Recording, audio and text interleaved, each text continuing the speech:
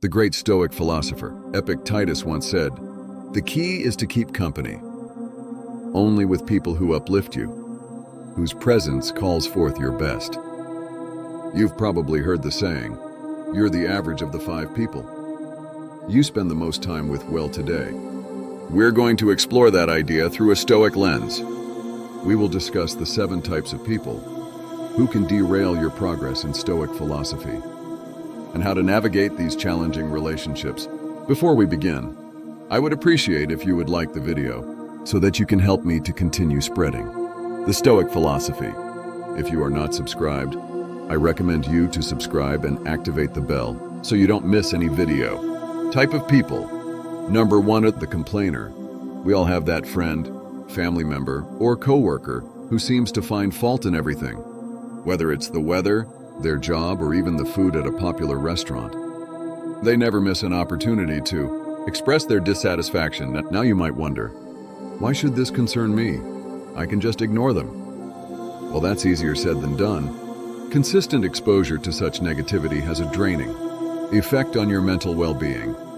It's akin to a leaky faucet, slowly depleting your reservoir of emotional energy. Stoicism teaches us to focus on actionable solutions instead of dwelling on problems. For example, imagine you're collaborating on a project with someone who is a perpetual complainer. Each meeting turns into an exhausting session of complaints without any constructive dialogue. The impact, the team's morale declines. You're sidetracked from finding actionable solutions, and you'll likely find yourself increasingly disenchanted with the project, and possibly even life in general. So how does Stoicism help us deal with a complainer? There are several strategies you can employ. First, limit your exposure to this individual whenever you can. If that's not possible, perhaps because they're a family member or colleague, then your second option is to mentally distance yourself during their diatribes. Think of their complaints as a passing storm, loud and unsettling, but ultimately temporary and powerless, against the unmovable mountain that is your own inner tranquility. Your third option is to steer the conversation towards solutions, or to change the subject to something more constructive. To quote Marcus Aurelius, "You have power over your mind, not outside events. Realize this, and you will find strength." This timeless Stoic wisdom encourages us to guard our mental peace diligently, ensuring that the negativity from chronic complainers doesn't deviate us from our Stoic path of resilience and virtue. Type of people. Number 2, the drama magnet. Imagine you're navigating your life as if it were a ship sailing through calm waters. But then you encounter the whirlpool, known as the drama magnet. This individual seems to have an unending series of crises, conflicts, or controversies. And like a whirlpool, they have an unsettling ability to suck you into their vortex of chaos. You might initially find yourself attracted to the drama magnet's energy, mistaking it for passion or excitement. However, you'll soon realize that being in their sphere is like navigating a ship through a storm, exhausting and dangerous. Now, what makes dealing with drama magnets so tricky is that their crises can often feel like your own. Their chaos is infectious. You might even find yourself embroiled in conflicts that you had no initial part in. Let's take a practical example. You have a friend who has frequent fallouts with others in your social circle. Today they're not talking to Sarah. Tomorrow it's Tom. Your friend comes to you for advice, but you notice that this cycle never ends. And suddenly, you find yourself also at odds with Sarah or Tom, because you tried to intervene in this case. You could employ a strategy called reflective listening. Instead of offering advice or taking sides, mirror their words back to them. For example, if they say, "I can't believe Sarah said that about me," you could respond with, "So you're feeling betrayed by Sarah's words." This technique allows you to provide emotional support without getting entangled in the drama yourself. Another approach, and one that might sound counterintuitive, is to become selectively unavailable. Stoicism reminds us to value our time highly, and sometimes That means being unavailable for other people's crises, especially if they're recurring without resolution. Turn off your phone during certain hours. Create focus periods where you concentrate solely on your work or personal development. And let it be known that during these times, you're not to be disturbed. To paraphrase Seneca, true happiness is to enjoy the present, without anxious dependence upon the future.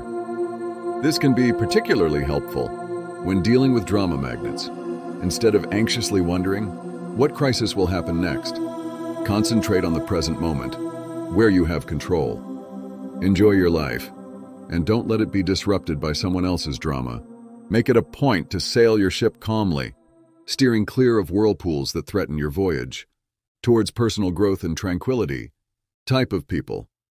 Number 3, the Naysayer. Picture this. You're an artist painting a canvas.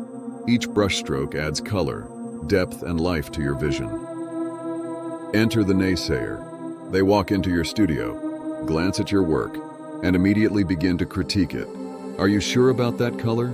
That doesn't look realistic. You know, most artists never make it right. Their words, like strokes of gray paint, start to dull your vibrant canvas. This isn't your standard constructive criticism, which can be valuable. Instead, it's a persistent aura of doubt and negativity. For example, let's say you're excited about pursuing a new career path. You've done your research, spoken to professionals in the field, and maybe even taken a few preliminary courses. When you share your enthusiasm with the Naysayer, they quickly list all the reasons it won't work out. The market is too competitive. Do you have the right skills? What if you fail soon?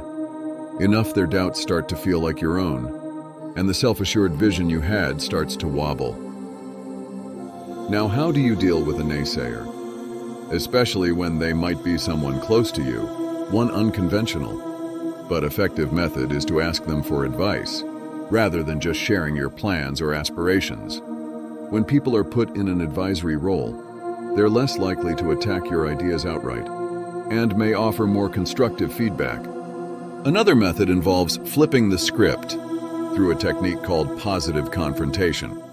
Instead of absorbing their negativity, challenge them to think of solutions. If they say, "You'll never be able to switch careers at this stage," counter with interesting perspective. How do you think someone could successfully make a career change then? This not only deflects the negativity, but also encourages a more constructive form of conversation. Remember the words of the Stoic philosopher Epictetus, "We have 2 ears and 1 mouth, so that we can listen twice as much as we speak." Listening doesn't mean absorbing everyone's negativity. It means discerning valuable input from mere noise. When the naysayers start to cloud your canvas with their shades of doubt, take a step back, listen, reflect, and continue painting your own life with the colors that speak to you. Don't let anyone turn your vibrant masterpiece into a dull, gray landscape type of people. No. 4. The victim. Imagine life as a game of chess. Each player has the same pieces and the same goal: to checkmate the opponent's king. You think strategically, make some sacrifices, and take some risks. The victim, however, blames the board, the pieces, or even their opponent for every poor move they make. In their eyes, they're perpetually in checkmate. Not because of their choices, but because of some external force working against them. Their narrative is a never-ending tale of woe, with themselves cast as the helpless protagonist. I can't get ahead in my job because my boss dislikes me, or I can't get fit because I have bad genetics. Now it's crucial to note that some people face genuine hardships and systemic issues. However, the victim we're discussing uses their predicament as a permanent excuse, refusing to take any responsibility for their actions, or lack thereof. You might find yourself entangled in their storyline, perhaps as the supporting character who constantly needs to rescue them. Let's say you've spent countless hours listening to a friend blame their endless string of failed relationships entirely on their ex-partners. Not only does this suck up your time, but it can also subtly encourage you to adopt a similar victim mindset in your own life. So what's your move? When dealing with a victim, it might be tempting to become their savior, offering endless advice and emotional support. But the Stoics would caution against this. They'd recommend drawing a firm boundary to protect your own mental state. You could employ a technique known as compassionate detachment. Show empathy and kindness, but don't try to rescue them from situations. They need to navigate themselves. Offer a listening ear, but refrain from becoming their perpetual problem solver. Marcus Aurelius once said, "The best revenge is to be unlike him who performed the injustice." And if you find yourself sucked into the victim's narrative, resist the urge to become one yourself. Take control of your own game board, make your moves, and remember, in the chess game of life, being perpetually in checkmate is often a choice, not a fate. Keep your pieces moving forward. Make strategic sacrifices when necessary, and play not for revenge or pity, but for growth and wisdom. Type of people. Number 5. The toxic positivist. You know this person. They're always exuding sunshine, rainbows, and endless streams of emojis. They're the ones telling you to just be happy when you're going through a difficult period, dismissing your feelings and experiences with a flippant wave of glittery optimism. Imagine your life as a garden. There are flowers, but there are also weeds and pests. A toxic positivist, however, insists on ignoring anything that isn't a blooming rose. Got aphids on your leaves. Just focus on the flowers. Don't let negativity into your garden, they'd say. While it sounds uplifting, their approach can make you feel invalidated and disconnected from reality. Suppose you're going through a tough breakup. You're sad, confused, and seeking some emotional balance. The toxic positivist advice: there are plenty of fish in the sea. Just smile and be happy. This sort of excessive positivity neglects the complexities of human emotion and the realities of life's challenges. How do you cultivate your garden without letting the toxic positivists trample it with their indiscriminate sprinkling of good vibes only? One strategy is to engage them in a discussion that embraces both light and shadow. If they say, "Look on the bright side. At least you have your health," you could reply, "Yes, I'm grateful for my health, but it's also okay for me to feel upset about this specific issue." Both can coexist. You can also employ what psychologists call emotional granularity, the ability to feel and differentiate between a wide range of emotions, both positive and negative. When the toxic positivist pushes you to just be happy, take a moment to acknowledge and label your nuanced feelings. "I'm feeling a bit melancholic today due to X, and that's okay," can be a liberating affirmation, to reference Stoic thought. Seneca once said, "True happiness is to understand our duties toward God and man, to enjoy the present without anxious dependence upon the future." Notice the balance, understanding duties, which aren't always pleasant, and enjoying the present. A Stoic approach isn't about focusing solely on the positive or the negative. It's about embracing life's complexity with equanimity. So the next time the toxic positivist sprinkles their confetti on your carefully tended garden, take a step back. Remember, a garden needs both sunshine and rain to flourish. Embrace your full emotional spectrum and keep nurturing your garden with the richness and complexity it deserves. Type of people. Number 6, the manipulator. Picture your life as a movie script. You're the main character, and you have an idea of how your story should unfold, where the twists are, who your allies and mentors are, and what your final act looks like. Enter the manipulator, the shadowy producer who subtly rewrites your script, without you even realizing it, until one day, you find your storyline has veered off course. The manipulator is skilled in the art of emotional or psychological maneuvering. They might use flattery, guilt trips, or even deceit to steer you in a direction that benefits them. You might have a friend who always manages to get you to pay for dinner by saying something like, "You know, I've been having a rough month, and you're so successful. It wouldn't mean much to you, but would make my day better." Over time, you find that your generosity has been taken advantage of, but calling them out feels uncomfortable. because they framed it as a favor to a friend in need. Handling a manipulator can be a tricky business. One method to counteract their tactics is what some experts call fogging. This technique involves agreeing with any truth in the manipulator's statements, but refusing to be moved by emotional coercion. If they say, "You're so successful, you should cover dinner," you could respond, "You're right that I've been doing well, but let's split the bill," as we usually do. Another approach is to set clear boundaries and enforce them. If the manipulator wants you to lend them money or commit to tasks you're uncomfortable with, learn to say no assertively. Keep your tone calm and your words clear. "I can't lend money, but I'm here to offer emotional support," sets a boundary while maintaining the friendship, drawing inspiration from Stoic thought. Epictetus warned us, "We cannot choose our external circumstances, but we can always choose how we respond to them." The manipulator thrives on your predictable reactions. They manipulate your kindness, your guilt, or your desire for approval by choosing to respond differently. You're taking control of your script again. So if you find a manipulator lurking in your life, remember that you're the one holding the pen. Your storyline is yours to write. And while the cast may include a variety of characters, the protagonist's journey, your journey, should always be guided by your own values and decisions. Reclaim your script, and don't let anyone manipulate your life's narrative. Type of people.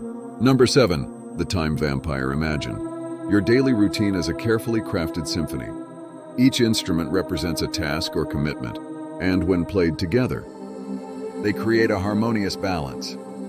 But then the time vampire joins in, screeching off key, drowning out your melody, and turning your beautiful composition into discordant noise. The time vampire is not necessarily malicious.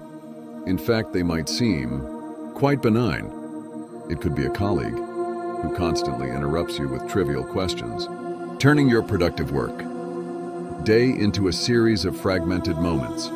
Or it could be a friend who invites you to countless social events that you're not interested in, making you feel obligated to attend and drain your time and energy. These interactions might seem inconsequential in the moment, but their cumulative effect can be profoundly disruptive. So how do you protect your symphony from being ruined by a time vampire? One effective strategy is the Pomodoro technique, a time management method that involves breaking your work into intervals, traditionally 25 minutes, separated by short breaks. During these intervals, you make it clear that you're not to be disturbed. This sets a boundary that protects your most productive times from being nibbled away.